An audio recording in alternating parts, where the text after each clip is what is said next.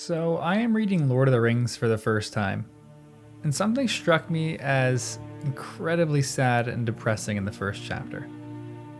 It seems more like subtext than anything else, but it's the invisibility and loneliness of Bilbo Baggins. To me, it is terribly, terribly sad. Now, I am only covering the first chapter in Fellowship of the Ring, but it's not subtext at all on the first page. There's a line that explicitly says he remained on visiting terms with all his relatives, except of course the Sackville Bagginses. And he had many devoted admirers among the hobbits of poor and unimportant families. But he had no close friends until some of his younger cousins began to grow up. As I was thinking through this at the moment, it hurt me a little bit to see Bilbo struggling to find friends. I don't want to make this an incredibly personal essay by any stretch of the imagination, but I think it's tough to find and make friends when you're older. And especially for Bilbo, who has the ring, who is really not aging, who I'm sure has seen numerous friends of his in his youth die, and who is now more of a memorial and something to gawk at in Hobbiton than anything else. I can imagine that he comes home from his adventures at the Lonely Mountain, and everyone sees him on a donkey with gold and silver and treasures from other kingdoms. And then he stays at Bag End as a rich hobbit for the rest of his days. Everyone seems to want his money, and no one really seems to want Bilbo for what he is so eager to talk about: his adventures. Yes, he is very un-hobbit-like, but Bilbo must have experienced some severe loneliness over the course of the second half of his life that I think the books just kind of glance over. I mean, Lord of the Rings is really about Frodo, so it can't do a deep dive into what Bilbo is experiencing, but I am somewhat blown away, not somewhat, I am really blown away by the writing of Tolkien here, and how he was able, in just a few lines mentioned and scattered throughout chapter 1, to make you feel the loneliness and frustration that Bilbo experiences. In this first line, Bilbo needs to befriend someone who is significantly younger than he is and someone who is coming of age. Frodo is 33 years old on the same day that Bilbo is 111. But it seems like everyone else except for Frodo really just wanted Bilbo for his riches and the things that he could give them. The text says that he had people who respected him, like Sam Gamgee and Ham Gamgee, his gardeners, but for anyone who has employees, which is pretty much what Ham and Sam are, there's a line that can't really be crossed, no matter how many times Bilbo might ask them about roots and potatoes. And so these people who are just lowborn in the Hobbit world would honestly be fantastic friends to Bilbo, but they just don't view him as such, even though they pay him their respects. To Bilbo's immediate family, it's like they don't even respect him. Yes, everyone shows up for the party, but that feels less like them liking Bilbo and showing up to a party because of Bilbo, and more them just wanting to come to the party of the century. Even when Bilbo gives his speech, this man who has seen more life in one lifetime than probably everyone else in the room combined, and there are 144 people in this room, which was the combined ages of Frodo and Bilbo, and was something the Sackville Bagginses hated that they were probably there just to get the number to 144. But when he gives his speech, a line in the book says, "All the guests expected a pleasant feast," although they rather dreaded the after-party dinner speech with their host, an inevitable item. He was liable to drag in bits of what he called poetry, and sometimes after a glass or two would allude to the absurd adventures of his mysterious journey. It's like Bilbo just wants to talk to someone, and even at his birthday speech he can't find that. I can imagine that he is overjoyed when Gandalf comes through the door and comes to the Shire just because he's finally here and there's someone who can listen to his stories and someone who finally understands him. But Gandalf doesn't come through enough to be a regular friend. I find it sad that Bilbo just spends his days alone most of the time. I love that his younger cousin respected him and he ends up becoming friends with him, but for someone at his age to be going through life alone, something that happens all too much to the elderly in any and every country, it again just makes me sad. It also makes me wonder if Tolkien himself went through something like this. Maybe some of you Tolkien experts out there can help me by letting me know what happened in the end of his life, but he had the inklings, and he had this amazing and deep friendship with fellow writers who were brilliant just like him, and I wonder if some of those friends died and then Tolkien ended up feeling just like Bilbo at the end of his life. someone who had stories to tell, but not enough ears to listen. It also hurts because of how beautiful Bilbo is and how well he treats people. He seems like he has a lot to offer friends.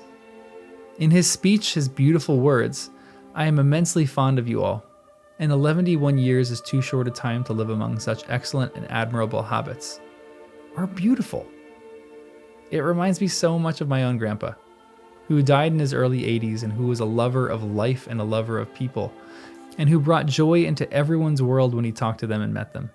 He was someone who went anywhere and could make a friend or make someone smile. But it makes me wonder, too, how many friends he actually had.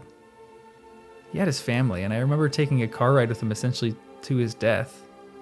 We knew it was coming, and he was kind of loopy on some drugs, and we had a 20-minute car ride in the hospital where I asked him questions about his life. Just had a conversation with him that I will never forget.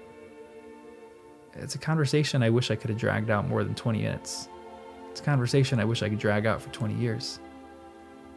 Makes me frustrated for the times when I was younger and dumb and he, or anyone his age, was telling a story and I rolled my eyes for the annoyance of it. Because Bilbo is giving a speech here and just wants to reminisce. It is also, if I may be allowed to refer to an ancient history, the anniversary of my arrival by barrel at Esgaroth on the Long Lake. Though the fact that it was my birthday slipped my memory on that occasion. I was 51 then, and birthdays did not seem so important. The banquet was very splendid, however, though I had a bad cold at the time. I remember and could only say, "Thank you very much." I now repeated it more correctly. "Thank you very much for coming to my little party." Obstinate silence. They all feared that a song or some poetry was now imminent, and they were getting bored. I wish I could be there, sitting in the front row, looking enamored so that Bilbo felt confident to keep going and telling his stories. Even to spite his other guests who looked bored. Screw them. It also makes me want to sit with people more often. It may sound weird, but Bilbo in this chapter makes me want to foster better friendships, no matter if they're 33 like Frodo or 111 like Bilbo. Because, and I know that Bilbo knew this, but Frodo loved him. And in this story, I saw myself as Frodo as well, secretively loving my grandparents who all died when I was young, but I never really had a moment with any of them, except for my one grandpa, just to sit down with them near the end of their life and tell them how much I love them. And by the time Frodo realizes he needs to sit down with Bilbo and have that conversation with him, it's too late, because Bilbo disappears. And the books say he had difficulty in keeping from laughter at the indignant surprise of the guests. But at the same time, he felt deeply troubled. He realized suddenly that he loved the old hobbit dearly. And I know this isn't really the story, but perhaps had Frodo come to that realization a bit earlier, Bilbo would have stayed in Hobbiton and developed his relationship with Frodo even deeper, and maybe gone on the journey with him to Rivendell. Because it's a weird microcosm of death that the people we love always seem to leave us too early. Bilbo, tragically, when he leaves the ring for good, says, "Oh, an old gray man." Bent and troubled, Bilbo drew his hands over his eyes. "I am sorry," he said, "but I felt so queer. And it would be a relief in a way not to be bothered with it anymore. It has been so growing on my mind lately. Sometimes I felt like it was just an eye looking at me, and I'm always wanting to put it on and disappear."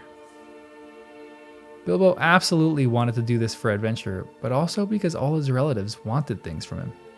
And Bilbo just wanted a friend to go adventures with and swap stories with. Something I want more and more now as I get older, more than anything else in this world. I could care less about politics, about fame or fortune. Just get me in a room with a few good friends who are swapping stories, and I'm satisfied. And as Bilbo leaves, he seems to pause at the hearth and sing a song. And this is what the text says. "Take care, I don't care. Don't you worry about me. I am as happy now as I've ever been." And that is saying a great deal, which to me seems like blatant subtext, probably an oxymoron, for him having conversations with Gandalf about how he has no real friends in Hobbiton, and how Gandalf likely always found him so unhappy. And then the text goes on to say this, "But the time has come. I am being swept off my feet at last," he added, And then, in a low voice, as if to himself, he sang softly in the dark.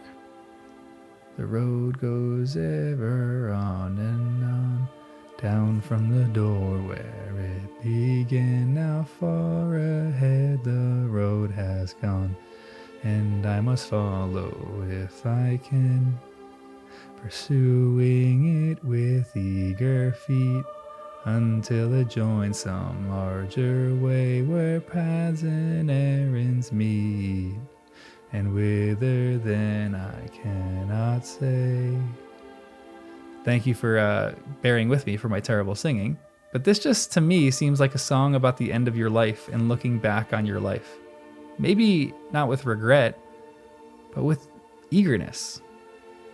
And right after he leaves, Frodo comes rushing up and sees Gandalf, and he says, I hoped until this evening that it was only a joke, said Frodo.